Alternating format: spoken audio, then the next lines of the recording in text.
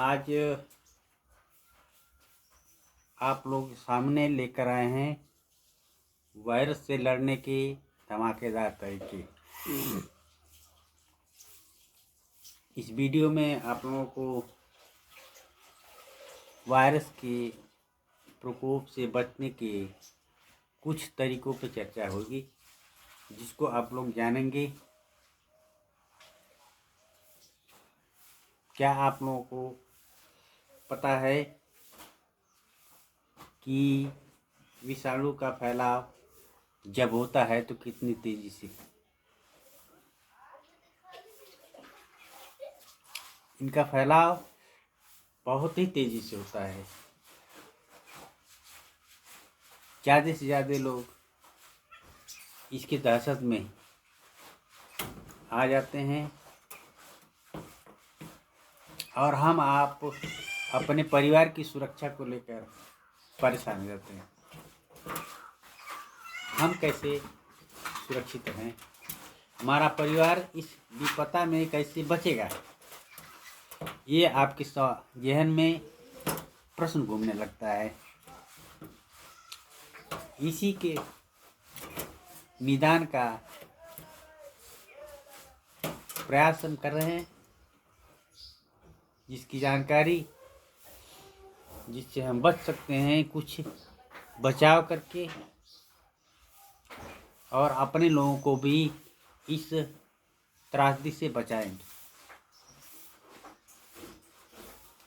ज़्यादा से ज़्यादा लोग आज भी उस वायरस से डरे हुए हैं, सहमे हुए हैं।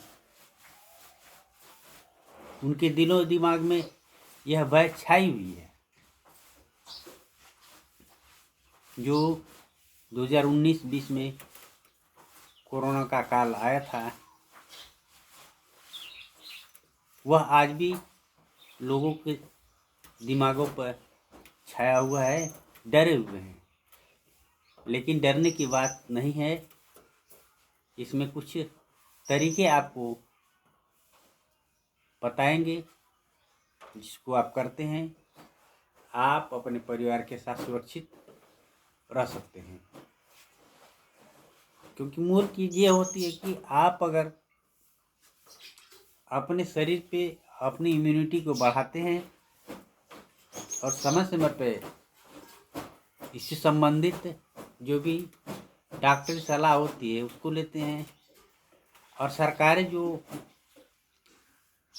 भी सुझाव देती हैं, प्रचारित करती हैं आपके हित में, उसको मानते हैं, तो आप इस रोग से बचे रहेंगे और अपने को भी, अपने लोगों को भी बचाएंगे। नमस्कार, आप लोगों का मेरे चैनल पर हार्दिक स्वागत है। आज आप लोग जानेंगे कि जो विषाणु है, वायरस है, उसको कैसे मात देंगे, रोकेंगे, उससे अपने आप को बचाएंगे। इस तरीके से आपके अंदर जो छिपा हुआ डर है उसको आप ख़त्म कर सकते हैं कि अगर विपरीत परिस्थिति इस तरह की आती है तो हम उसका मुकाबला डट के करेंगे, उससे अपने आप को बचा लेंगे। यह नहीं महसूस करेंगे कि असहाय हो जाएंगे कि अब इस विपदा से हम कैसे अपने आप को बचाएं, अपने लोगों को कैसे सुरक्षित करें।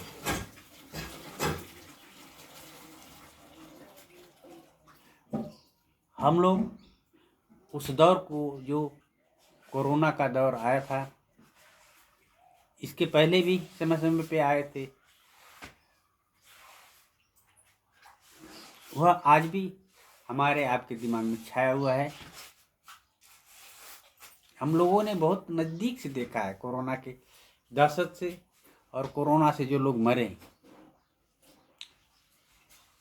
उनका सौभाग्य होगा जिन्होंने इसके दहशत को, इसके प्रकोप को नहीं देखा है। अगर नहीं देखे होंगे तो उनका सौभाग्य मानिए, मगर सुने जरूर होंगे, सुनने से तो नहीं बचेंगे, क्योंकि यह पूरे विश्व में त्रासदी छाई हुई थी।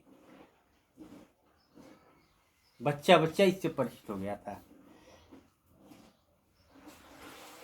उस दौर में जितने लोग कोरोना से मरे, उससे कहीं ज्यादा लोग कोरोना के दहशत से मरे। ये जो मरे उनमें कोई न कोई गंभीर बीमारी थी।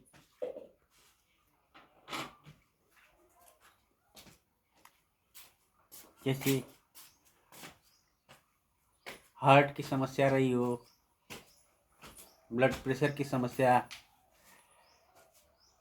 शुगर की समस्या या दमा की समस्या, इस तरह की जिनके पास शिकायत थी, जो इस तरह के रोग से ग्रसित थे, और वो लोग इस दहशत में थे कि कहीं ये रोग मुझे न हो जाए, नहीं तो मैं असमय अपने के बीच से निकल जाऊंगा, चला जाऊंगा।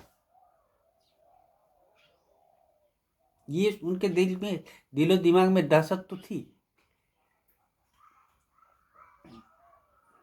कि कहीं मैं काल के मुंह में समय से पहले ही नहीं चला जाऊं। मगर दुर्भाग्य कि उनके साथ यही हुआ कि इस दहशत में वो इतने दहशत हो गए थे, डर गए थे, भयभीत हो गए थे कि वो रोग से कम और कोरोना के दहशत से ज्यादा मर गए।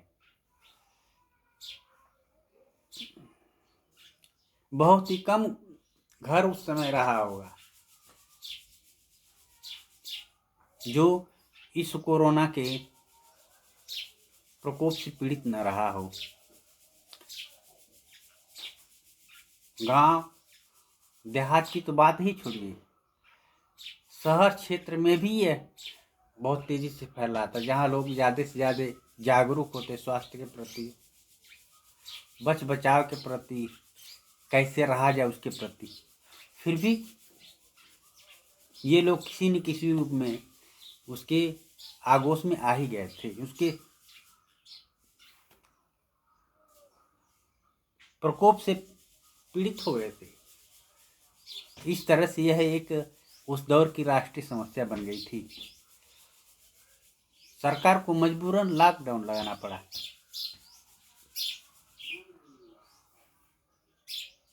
इस विकट समस्या से लड़ने के लिए और इससे निजात पाने के लिए आइए हम लोग संकल्प करें कि डरना नहीं है, लड़ना है वायरस से। यही सत्य है।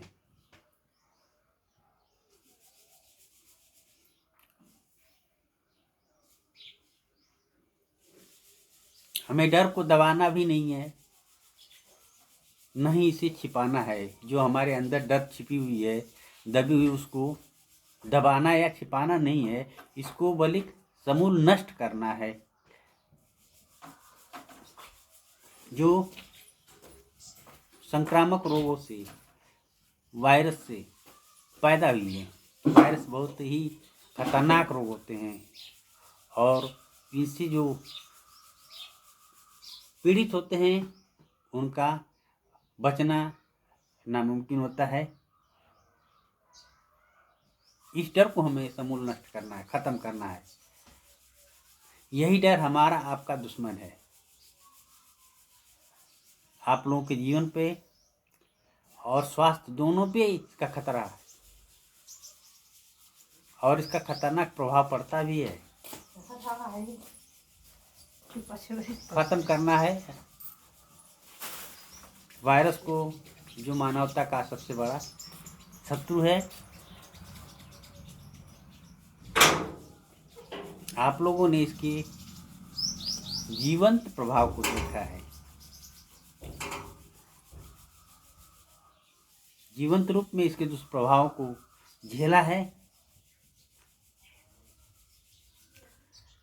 इससे हमारी आपकी जो सामाजिक संरचना है नहीं टूटी, बल्कि हमारी अर्थव्यवस्था भी टूट गई। हम तंगी के दौर से गुजर रहे थे। यह तंगी आज भी देश में चल रही है। पूरी तरह से हम उस मंदी और तंगी के दौर से निकल नहीं पाए हैं। जो लॉकडाउन लगा था काफ़ी समय तक, उस दरमियान जो मंदी आई थी उससे हम अभी भी पूरी तरह से निकल नहीं पाए। और यही आ जाए कि हम आज भी उसके दहशत में हैं, क्योंकि वायरस जो जब फैलने लगते हैं ये बहुत तेज़ी से फैलते हैं। इनका फैलाव इतनी तेज गति से होता है कि शहर के शहर, गांव के गांव इसके शिकार हो जाते हैं। दैनिक हमारी जो आपकी दैनिक जीविका है वो रुक जाती है। जीवन जीना जो है इस स्थिति में दूभर हो जाता है। डर के हम जीने लगते हैं और चिंता हो जाती है कि हमारा आप आगे का जो जीवन है वो कैसे होगा, क्योंकि हमारी आर्थिक स्थिति टूट जाती है। हम भयभीत हो जाते हैं और इस डर से हमारा आपका स्वास्थ्य भी बिगड़ने लगता है, बिगड़ जाता है। आप लोग इसकी अनदेखी नहीं कर सकते।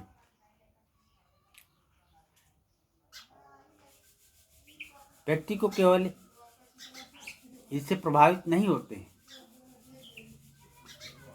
व्यक्ति ही केवल इससे प्रभावित नहीं होते, संपूर्ण समाज पर या जिस हम समाज से समुदाय से जुड़े हुए हैं सारे के लोग पर इसका गहरा असर पड़ता है।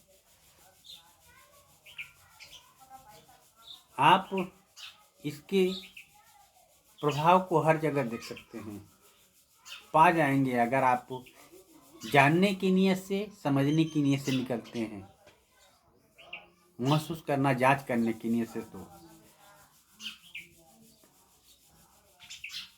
मगर एक चीज़ है कि इसके बारे में आधी अधूरी जानकारी हमें आपको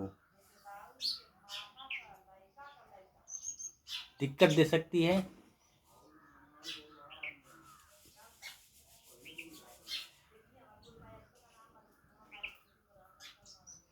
अनिश्चितता का भय हमारे आपके दिमाग में बना रहता है। अगर आधी अधूरी जानकारी होती है तो व्यक्ति के सामने जो सबसे बड़ी चुनौती होती है कि वह अपने आप में कमजोरी का भाव महसूस करता है कि हम कमज़ोर हैं, लाचार हैं। यह हमेशा आप लोगों के दिमाग में घर कर लेती है और भय बना रहता है इस चीज़ का कि हम कमज़ोर हैं, हम असहाय हैं, चाहे हम इसके लिए ये काम नहीं कर सकते हैं।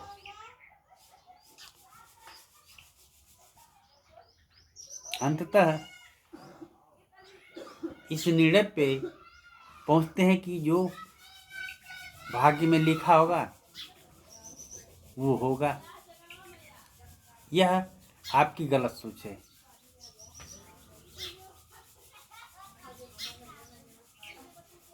आपके पास वायरस से लड़ने के लिए भरपूर ताकत है।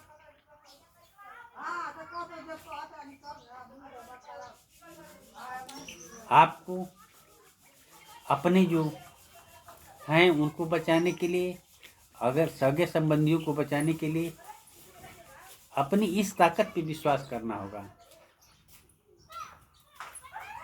उसके द्वारा आप अपने लोगों को तो बचा ही लेंगे।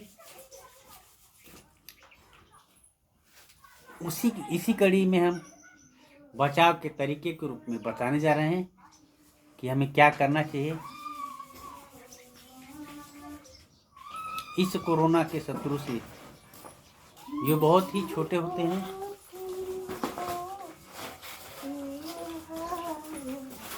जिनको हम अपनी नंगी आंखों से देख नहीं समझते,